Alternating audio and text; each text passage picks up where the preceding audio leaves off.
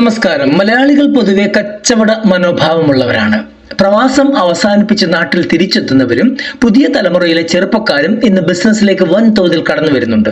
എന്നാൽ ഒരു കച്ചവടം തുടങ്ങും മുമ്പ് നമ്മൾ ചിന്തിക്കാത്ത ഒരു കാര്യമുണ്ട്. കേരളത്തിൽ വിജയിക്കുന്ന ബിസിനസ്സുകൾ ഏതൊക്കെയാണ് എന്നതിനേക്കാൾ ഏറ്റവും കൂടുതൽ പരാജയപ്പെടുന്നത് ഏതൊക്കെ ബിസിനസ്സാണ് എന്നുള്ളതാണ് നമ്മൾ പഠിക്കേണ്ടത്. വീഡിയോയിലേക്ക് കടക്കുന്നതിന് മുമ്പ് ഒരു കാര്യം പ്രത്യേകം വ്യക്തമാക്കട്ടെ. ഇതൊരിക്കലും കേരളത്തിൽ ബിസിനസ് തുടങ്ങാൻ ആഗ്രഹിക്കുന്നവരെ നിരാശപ്പെടുത്തുന്ന ഒരു നെഗറ്റീവ് വീഡിയോ അല്ല. മറിച്ച് ആയിരക്കണക്കിന് സംരംഭകർ വലിയ സ്വപ്നങ്ങളോടെ തങ്ങളുടെ കഷ്ടപ്പാടിന്റെ പണം നിക്ഷേപിച്ച് പിന്നീട് വീണു പോകുന്ന അവസ്ഥ ഒഴിവാക്കാൻ വേണ്ടിയുള്ള ഒരു മാർക്കറ്റ് സ്റ്റഡി മാത്രമാണ്, അഥവാ പ്രായോഗികമായ ബോധവൽക്കരണം മാത്രമാണിത്. ശരിയായ പ്ലാനിങ്ങും വിപണിയെക്കുറിച്ചുള്ള കൃത്യമായ ധാരണയും ഉണ്ടെങ്കിൽ കേരളത്തിൽ വൻ വിജയം കൊയ്യാൻ കഴിയും. അതുകൊണ്ട് ഈ വസ്തുതകളെ പോസിറ്റീവായി കണ്ട് നിങ്ങളുടെ ബിസിനസ് പ്ലാനുകൾ കൂടുതൽ സുരക്ഷിതമാക്കാൻ ഉപയോഗിക്കുക. കേരളത്തിന്റെ ഉയർന്ന ഭൂമി വില, ഉയർന്ന വാടക, ഉയർന്ന തൊഴിലാളികളുടെ കൂലി, വേഗത്തിൽ മാറുന്ന ഉപഭോക്തൃ മനോഭാവം എന്നിവ കാരണം വലിയ പല ബിസിനസ്സുകളും ഇവിടെ തകർന്ന് തരിപ്പണമാകുന്നുണ്ട്. ഇന്ന് നമ്മൾ പരിശോധിക്കുന്ന കേരളത്തിൽ 75% മുതൽ 90% വരെ പരാജയപ്പെടാൻ സാധ്യതയുള്ള, അതായത് 2026 6 പ്രധാന ബിസിനസ്സുകളെ കുറിച്ചാണ്. എന്തുകൊണ്ടാണ് ഇവ പരാജയപ്പെടുന്നത്? യഥാർത്ഥ വസ്തുതകൾ എന്തൊക്കെയാണ്? വിശദമായി ഈ വീഡിയോയിലൂടെ അറിയാം. അതിന് സ്കിപ്പ് ചെയ്യാതെ മുഴുവനായിട്ട് കാണുക. നിങ്ങളിൽ ആരെങ്കിലും പുതുതായിട്ട് ബിസിനസ് ചെയ്യാൻ താല്പര്യപ്പെടുന്നുണ്ടെങ്കിൽ, ഇനി അതല്ല ഇവിടെ പറയുന്ന 6 ബിസിനസ്സുകളിൽ ഏതെങ്കിലും ഒന്ന് ചെയ്ത് പരാജയപ്പെട്ടവരോ വിജയിച്ചവരോ ആണെങ്കിലും നിങ്ങൾ ഈ വീഡിയോ പൂർണ്ണമായിട്ടും കാണുക. നിങ്ങളുടെ അഭിപ്രായങ്ങൾ തീർച്ചയായിട്ടും കമന്റിൽ കുറിക്കുക.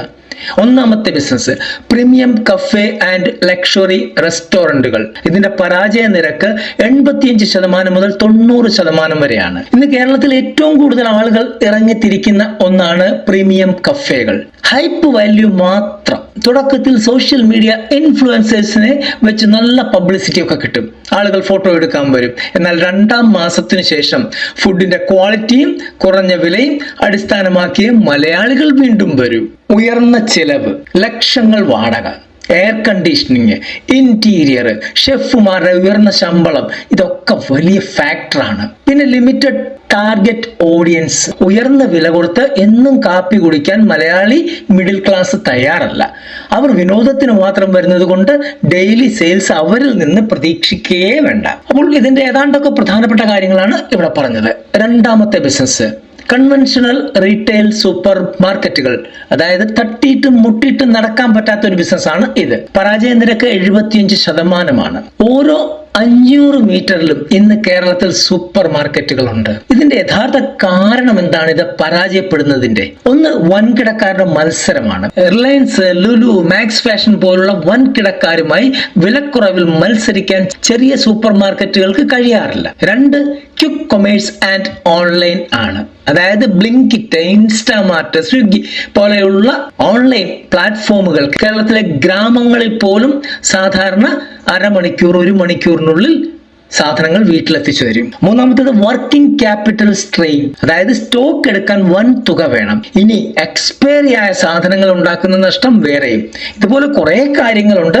നമ്മൾ ലിമിറ്റഡ് കാര്യങ്ങൾ മാത്രമേ ഇവിടെ പറയുന്നുള്ളൂ. മൂന്നാമത്തെ business multi brand apparel boutique. പരാജയ നിരക്ക് 80%. വലിയ തുക മുടക്കി ബൊട്ടീക്ക് തുറക്കുന്ന സ്ത്രീകൾ ഉൾപ്പെടെയുള്ള സംരംഭകർ ഇന്ന് നിരവധിയാണ്. ഒരു സ്റ്റൈലാണത്. എന്നാൽ ഇത് പരാജയപ്പെടാനുള്ള കാരണം അറിഞ്ഞാലോ? ഒന്ന്, ഓൺലൈൻ ഫാസ്റ്റ് ഫാഷൻ. അതായത് മിന്ത്ര, അജിയോ, മീഷോ ഒക്കെ പോലെയുള്ള പ്ലാറ്റ്ഫോമുകളോട് മത്സരിക്കാൻ ഇവർക്ക് ഒരിക്കലും സാധിക്കില്ല. 2, ഇൻവെന്ററി ലോക്കിംഗ് എന്ന് പറയും, ഡെഡ് സ്റ്റോക്ക്. ട്രെൻഡുകൾ മാറുമ്പോൾ വിറ്റഴിക്കപ്പെടാത്ത വസ്ത്രങ്ങൾ വലിയ നഷ്ടമുണ്ടാക്കും. കാരണം ഇവര് നല്ല വില കൊടുത്ത് മേടിച്ചു വെച്ചിരിക്കുന്ന സാധനങ്ങളാണ്. മൂന്നാമത്തത് യുണീക്നെസ് ഇല്ലായ്മ. ഇവരെല്ലാവരും ചെയ്യുന്ന ഒരു പ്രവൃത്തി എന്ന് പറഞ്ഞാൽ ഒന്നുകിൽ സൂറത്ത്, ഇല്ലെങ്കിൽ മുംബൈ, ഇല്ലെങ്കിൽ തിരുപ്പൂര്. ഈ 3 സ്ഥലങ്ങളിൽ നിന്ന് എല്ലാവരും കൊണ്ടുവരുന്നത് ഒരേ ടൈപ്പ് വസ്ത്രങ്ങളാണ്. സ്വന്തമായി ഡിസൈനിങ്ങിനുള്ള കഴിവില്ലെങ്കിൽ ബൊട്ടീക്ക് മുന്നോട്ട് പോകില്ല, 100% ഗ്യാരണ്ടി. അടുത്ത ബിസിനസ് ആണ് ഫ്രാഞ്ചൈസി ഫ്രാഞ്ചൈസി ബിസിനസ്സുകൾ പരാജയ നിരക്ക് 90%. ഇല്ലെങ്കിൽ നിങ്ങൾ തന്നെ നോക്കിക്കോളൂ, നിങ്ങളുടെ ചുറ്റുപാടും തന്നെ തുടങ്ങിയ എത്ര ഫ്രാഞ്ചൈസി ഇന്ന് നിലവിലുണ്ട് എന്ന്. ബ്രാൻഡ് ഉണ്ട്, പേരുണ്ട്, പെട്ടെന്ന് ലാഭം ഉണ്ടാക്കാം എന്ന് കരുതി വീഴുന്ന വലിയൊരു ചതിക്കുഴിയാണിത്. ഇതിന്റെ യഥാർത്ഥ കാരണം എന്താണ് എന്ന് വെച്ച് കഴിഞ്ഞാൽ, ആദ്യത്തേത് റോയൽറ്റിയുടെ ഭാരം തന്നെയാണ്. ലാഭം ഉണ്ടെങ്കിലും ഇല്ലെങ്കിലും ഫ്രാഞ്ചൈസി ഉടമയ്ക്ക് മാസം തോറും റോയൽറ്റി കൊടുത്തേ മതിയാകൂ. അതായിരിക്കും എഗ്രിമെന്റ് 90%. രണ്ടാമത്തത്, കേരളത്തിലെ വിപണിക്ക് അനുയോജ്യമല്ലാത്ത മോഡലായിരിക്കും മിക്കതും. മറ്റ് സംസ്ഥാനങ്ങളിലോ വിദേശത്തോ വിജയിച്ച ഫ്രാഞ്ചൈസി മോഡൽ കേരളത്തിലെ ഉപഭോക്താക്കളുടെ രുചിക്കോ സ്വഭാവത്തിനോ ചേരണമെന്ന് യാതൊരു നിർബന്ധവുമില്ല. മൂന്നാമത്തെ കോസ്, വർദ്ധിച്ച പ്രാരംഭ നിക്ഷേപം, ഹൈ ഇനിഷ്യൽ ഫ്രാഞ്ചൈസി ഫീ.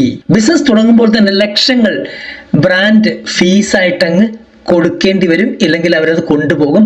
പിന്നെ അവർക്ക് അതിനകത്തൊന്നും യാതൊരു ഉത്തരവാദിത്വവും ഇല്ല. അവരുടെ പേരാണ് നമ്മൾ ഉപയോഗിക്കുന്നത്, അവരുടെ പ്രോഡക്റ്റ് എന്ന ലേബലിലാണ് നമ്മൾ വിൽക്കുന്നത്. ഇനി അഞ്ചാമത്തെ business, commercial poultry and agri സ്റ്റാർട്ടപ്പുകൾ. ഏറ്റവും കൂടുതൽ ആളുകൾ ചെന്ന് ചാടുന്നതും ഏറ്റവും വലിയ പരാജയ നിരക്കുള്ളതും ഇതിനൊക്കെ തന്നെയാണ്. 90% ഇതിന്റെ പരാജയ നിരക്ക്. കൃഷിയും പോൾട്രിയും കേൾക്കുമ്പോൾ വളരെ നല്ലതാണ്. ഓരോ പ്രവാസിയുടെയും മനസ്സിലുള്ള ഒരു ആഗ്രഹമാണ്. നാട്ടിൽ ചെന്ന് കുറച്ച് ഭൂമിയുണ്ട്, അവിടെ ഒരു പോൾട്രി ഫാം തുടങ്ങുക, അല്പം കൃഷിയൊക്കെ ചെയ്യുക, എന്നിട്ട് അവിടെ രാജകീയമായിട്ട് വാഴുക. എന്നാൽ കേരളത്തിൽ ഇന്നിത് വളരെ റിസ്കി ആയിട്ടുള്ള ഒരു ബിസിനസ്സാണ്. എന്താണ് ഇതിന്റെ കാരണം? ഒന്ന്, ഹൈ ഫീഡ് കോസ്റ്റ്, ഉയർന്ന തീറ്റ വില. കോഴിത്തീറ്റയുടെയും വളത്തിന്റെയും 80% തമിഴ്നാട്, കർണാടക എന്നിവിടങ്ങളിൽ നിന്ന് വരണം. വില അവരുടെ കയ്യിലാണ്, അവർ തീരുമാനിക്കും. രണ്ടാമത്തത്, കാലാവസ്ഥയും രോഗങ്ങളും. പെട്ടെന്നുണ്ടാകുന്ന രോഗങ്ങള്, നാച്ചുറൽ കാലമിറ്റി, ഇവയൊക്കെ ഈ ഫാമിനെ മൊത്തമായിട്ട് തകർക്കുന്ന കാരണങ്ങളാണ്. മൂന്നാമത്തത്, തമിഴ്നാട് ലോബിയുടെ വില നിയന്ത്രണം. തമിഴ്നാട്ടിൽ നിന്ന് കുറഞ്ഞ വിലയ്ക്ക് കോഴി വരും, പച്ചക്കറി വരും, കോഴി മുട്ട വരും, എല്ലാം വരും. അങ്ങനെ എത്തുമ്പോൾ കേരളത്തിലെ ഉത്പാദകർക്ക് പിടിച്ചു നിൽക്കാൻ പറ്റില്ല. കാരണം മറ്റൊന്നുമല്ല, ചെറുകിട കച്ചവടക്കാര് അവർക്ക് ഏറ്റവും കൂടുതൽ ലാഭമുള്ള കാര്യങ്ങൾ മാത്രമേ ചെയ്യുകയുള്ളൂ. നിങ്ങളുടെ തൊട്ടടുത്തുള്ള കടക്കാരൻ പോലും നിങ്ങളോട് എടുക്കാതെ തമിഴ്നാട്ടുകാരനോട് സാധനം എടുക്കുന്നതിന്റെ രഹസ്യം ഇതാണ്. ആറാമത്തെ ബിസിനസ്, വമ്പൻ ഹാർഡ്വെയർ ആൻഡ് ബിൽഡിംഗ് മെറ്റീരിയൽ ഷോപ്പുകൾ. ഇതും എവിടെ നോക്കിയാലും കാണാവുന്ന ഒരു പ്രതിഭാസമാണ്. പരാജയ നിരക്ക് 75% മുതൽ 80% വരെയാണ്. വീട് പണി ധാരാളം നടക്കുന്ന നാടായതുകൊണ്ട് ഇത് ലാഭകരമാണെന്നാണ് എല്ലാവരുടെയും വിശ്വാസം. അങ്ങനെ കരുതരുത്. അതിന്റെ കാരണം എന്താണ് എന്ന് കൂടെ പറയാം. കടം കൊടുക്കൽ ഒരു സാംസ്കാരികതയായി ഇതിനകത്ത് മാറിയിട്ടുണ്ട്. അതായത് കോൺട്രാക്ടർമാര്, ബിൽഡർമാര്, ഇവർക്കൊക്കെ സാധനങ്ങൾ കടമായി കിട്ടണം. ഈ പണം കൃത്യസമയത്ത് തിരികെ കിട്ടാതെ ബിസിനസ് പൂട്ടിപ്പോകും. ഒന്ന്, കടം കൊടുക്കാൻ കടക്കാര് നിർബന്ധിതരാകുന്നു. രണ്ട്, ഈ പൈസ സമയത്ത് കിട്ടത്തില്ല. ഇനി മൂന്ന്, ഈ പൈസ ചോദിച്ചാൽ ആ കോൺട്രാക്ടറോ ആ ബിൽഡറോ പിന്നെ ആ കടയിലോട്ട് വരത്തില്ല. അപ്പൊ പൂട്ടാൻ വേറെ മാർഗങ്ങളൊന്നും വേണ്ട. രണ്ടാമത്തെ കാരണം, ഡിസ്ട്രിബ്യൂട്ടർമാരുടെ നേരിട്ടുള്ള വിൽപ്പന.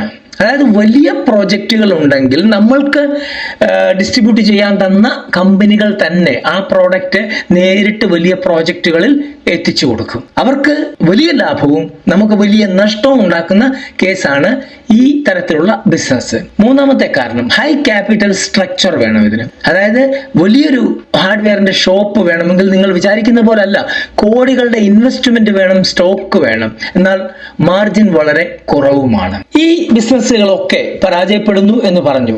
എന്തുകൊണ്ടാണ് കേരളത്തിൽ ഈ ബിസിനസ്സുകൾ ഇത്രയധികം പരാജയപ്പെടുന്നത്? ഇതിന്റെ പിന്നിലും 3 പ്രധാന കാരണങ്ങളുണ്ട്. അതിൽ ഏറ്റവും പ്രധാനപ്പെട്ട കാരണം കോപ്പി ക്യാറ്റ് മെന്റാലിറ്റിയാണ്. മലയാളികൾക്ക് ഇത് മനസ്സിലുള്ളതാണ്, ഹൃദയത്തിലുള്ള കാര്യമാണ്. അനുകരണ മനോഭാവം. ഒരാൾ ഒരു തട്ടുകടയോ കഫേയോ തുടങ്ങി വിജയിച്ചാൽ അവന്റെ തൊട്ടടുത്ത് 10 എണ്ണം തുടങ്ങിയില്ലെങ്കിൽ മലയാളിക്ക് ഉറക്കം വരാറേയില്ല. ഈ 10 പൂട്ടിക്കെട്ടും, അത് വേറൊരു കാര്യം. രണ്ടാമത്തെ കാര്യം, ഉയർന്ന ഫിക്സഡ് കോസ്റ്റുകൾ. കേരളത്തിൽ വാടക, കൂലി, ഇതൊക്കെ ഇന്ത്യയിലെ മറ്റ് സംസ്ഥാനങ്ങളെക്കാൾ വളരെ കൂടുതലാണ്. മൂന്നാമത്തെ കാരണം, മലയാളികളുടെ വാല്യൂ ഫോർ മണി സ്വഭാവം. എത്ര കാശുള്ള മലയാളിയായാലും നൽകുന്ന പണത്തിന് കൃത്യമായുള്ള മൂല്യം കിട്ടിയില്ലെങ്കിൽ അടുത്ത തവണ ആ കടയിലേക്ക് അവർ വരില്ല. പിന്നെയും കുറെ കാരണങ്ങളുണ്ട്. കാരണം നമ്മൾ ഫുഡ് ഇൻഡസ്ട്രി പോലെയുള്ള ഇൻഡസ്ട്രികൾ അതായത് ഹോട്ടലുകൾ, റെസ്റ്റോറൻറ്റുകൾ, അങ്ങനെയുള്ള സംഭവങ്ങളെല്ലാം തന്നെ ലേബർ ഡിപ്പെൻഡഡ് ആണ്, മെയിൻലി ലേബർ ഡിപ്പെൻഡഡ് ആണ്. അവിടെ ലേബറിന്റെ ഡിമാൻഡ് അനുസരിച്ച് മുതലാളി നിൽക്കേണ്ട ഗതികേട് ഉണ്ടാകാറുണ്ട്. പ്രത്യേകിച്ച് മലയാളികൾ പണിയെടുക്കാൻ മടിയന്മാരായതുകൊണ്ട് ഇപ്പോൾ ബംഗാളികളും ആസാമികളും ഒക്കെയാണ് ആ ഏരിയ കയ്യേറി വെച്ചിരിക്കുന്നത്. അവന്മാർ ഒരുമിച്ച് ഒരു പണി തന്നാൽ കട ഒറ്റ നിമിഷം കൊണ്ട് പൂട്ടിപ്പോകും. ഇങ്ങനെയൊക്കെ ആണെങ്കിലും ഈ മേഖലകളിൽ വിജയിച്ച ചെറുത്ത് നിൽക്കുന്ന 10% മുതൽ 15% വരെ ആളുകൾ ഇന്നുമുണ്ട്. കൃത്യമായ മാർക്കറ്റ് റിസർച്ച്, യുണീക്കായ കോൺസെപ്റ്റ്, പണത്തിന്റെ കൃത്യമായ മാനേജ്മെന്റ്, ഇവയൊക്കെ ഉണ്ടെങ്കിൽ ഏത് വിപണിയിലും വിജയിക്കാം എന്നാണ് അവർ കാണിച്ചു തരുന്നത്.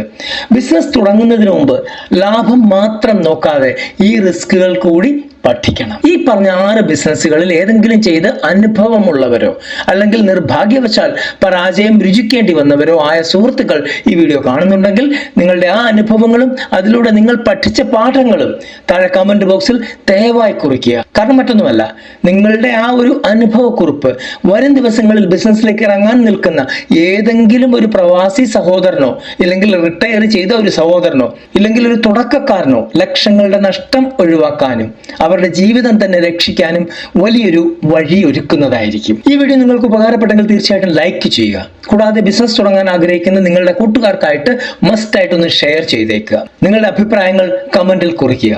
ചാനൽ സബ്സ്ക്രൈബ് ചെയ്യാൻ മറക്കരുത്, പേജ് ഫോളോ ചെയ്യാൻ മറക്കരുത്. അടുത്തൊരു വീഡിയോ വരുന്നവരെ നന്ദി, നമസ്കാരം.